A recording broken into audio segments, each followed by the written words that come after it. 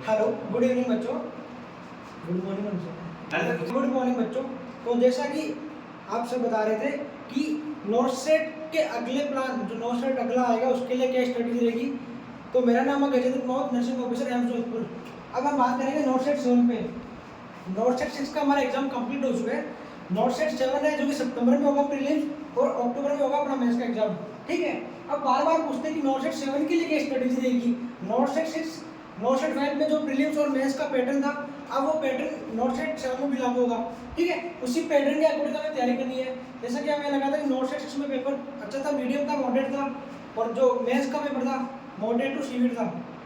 पर अब यही नॉर्थ सेट 6 का पेपर अभी जो हुआ है वो उसका लेवल थोड़ा कम था। जैसा कि अपने पिछले नॉर्थ सेट की कंपेयर में करें तो नॉर्थ सेट 7 का पेपर है वो कैसा आएगा, मॉडरेट टू सीवियर रहने वाला है। इन दोनों पेपर को देखते हुए तैयारी भी हमें उन्हीं के अकॉर्डिंग करनी पड़ेगी। अब पेपर में हमने देखा था कि सब्जेक्ट्स कौन कौन से आ रहे हैं, वही मेजर सब्जेक्ट है पीडियाट्रिक, साइकेट्रिक, एमएसएन, फंडामेंटल। जो मेन पार्ट रहने वाला है फंडामेंटल का और एमएसएन का रहने वाला है। ठीक है। ऑलमोस्ट 60% पेपर तो दोनों से आ जाते हैं। तो हम क्या करेंगे, इन दोनों सब्जेक्ट पे ज़्यादा फोकस करेंगे। इसके अलावा साइकेट्रिक बची है, पीडियाट्रिक बची है, कम्युनिटी ओबीसी, इनसे जो भी क्वेश्चन बनने वाले हैं वो थोड़ा कम बनेंगे। ठीक है। बाकी हम मेजर सब्जेक्ट पे ध्यान देंगे पूरा, तो माइनर सब्जेक्ट को इतना पढ़ने की जरूरत नहीं है। इस बार ये कट ऑफ क्या रही है, ऑलमोस्ट 65%। ठीक है। ये ओबीसी कट ऑफ बताइए मैंने आपको। तो 65 नंबर मतलब आपको 100 में से ओनली 65 नंबर लेके आने हैं।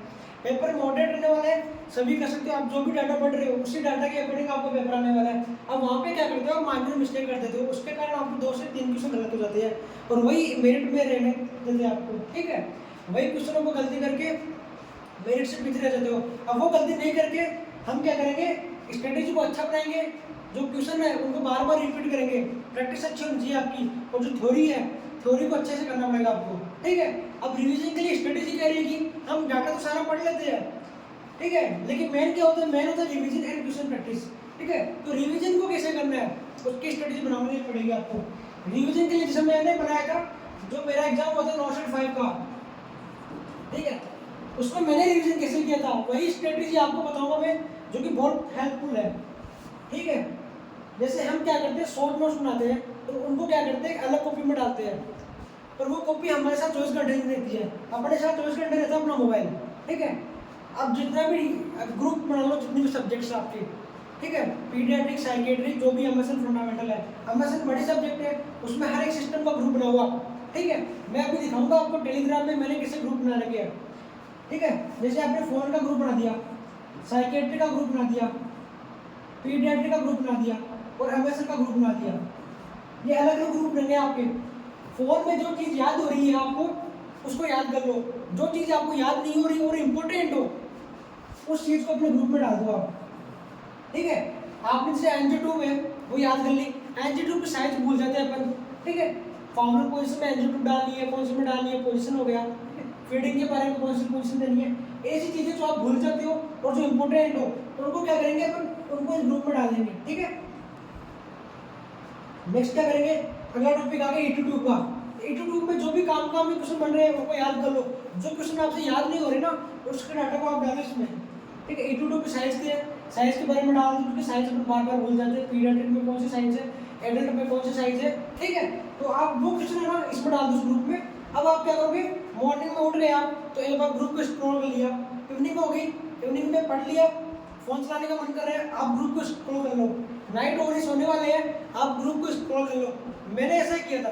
ठीक है। इससे जो भी डाटा है आपको सारा याद हो जाएगा, क्योंकि हम यही डाटा भूलते हैं, जो याद हो गया वो तो हो जाता है, जो याद नहीं होता हम उसी को बार बार भूल जाते हैं, अब वो जो याद नहीं होता वो रह जाते हैं। ठीक है। तो वो डाटा आपको बार बार याद करना पड़ेगा, वो यहाँ से एडजस्ट हो जाएगा, आपका टाइम वेस्ट भी नहीं होगा, 5 मिनट के अंदर आपका पूरा रिविजन हो जाएगा।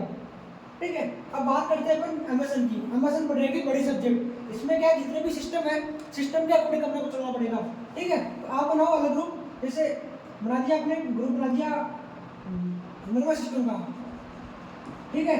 नर्वस सिस्टम में अलग अलग डिजीज आ गया, माइस्थेनिया ग्रेविस आ गया, न्यूरोमाइलेजिया आ गया, जीबीएस आ गया। ठीक है। बहुत सारे हेड इंजरी, बहुत सारे टॉपिक हो गए। अब आप क्या करोगे, जैसे आज का अपना टॉपिक रहेगा माइस्थेनिया ग्रेविस। ठीक है। माइस्थेनिया ग्रेविस आपने पढ़ा, आपने जो भी क्वेश्चन बन रहे थे माइस्थेनिया ग्रेविस वो निकाल लिए।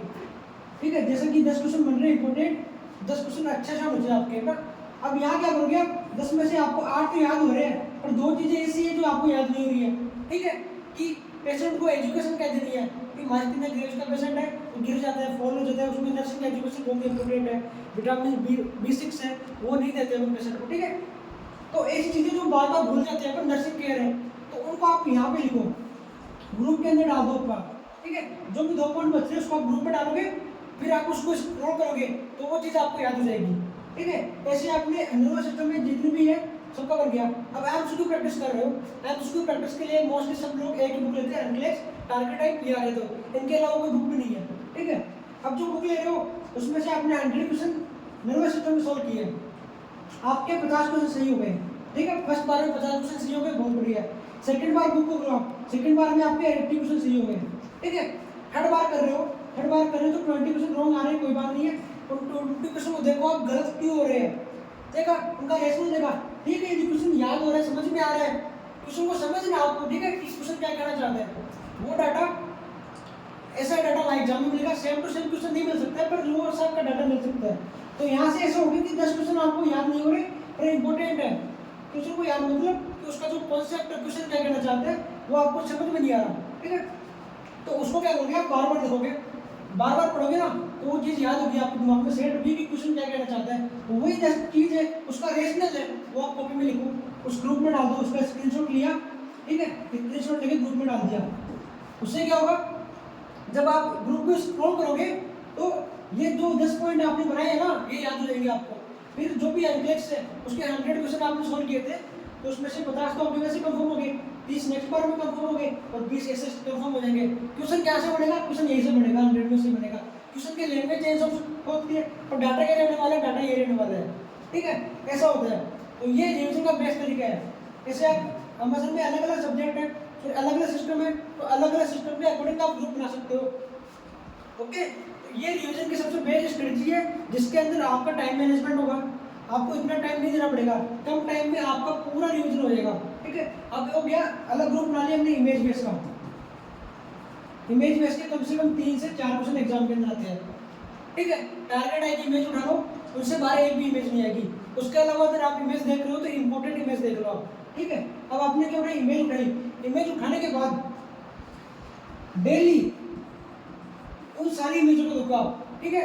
ज़्यादा नहीं देखनी है डेली की, अगर एक इमेज देखनी है डेली केवल एक इमेज देखनी है, उसके अलावा नहीं देखना। उसको ग्रुप में डालो आप, इमेज वाले ग्रुप में डालो, दिन में 1-2 बार देखना है, ज़्यादा नहीं देखना, ठीक है।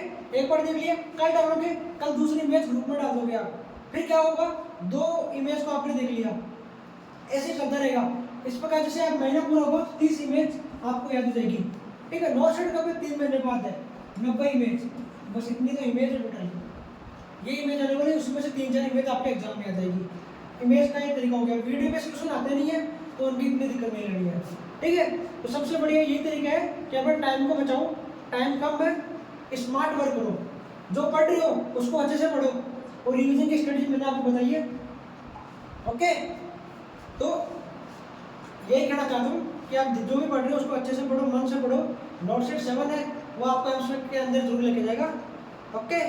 बाकी अगले वीडियो में मिलते हैं अपन, थैंक यू।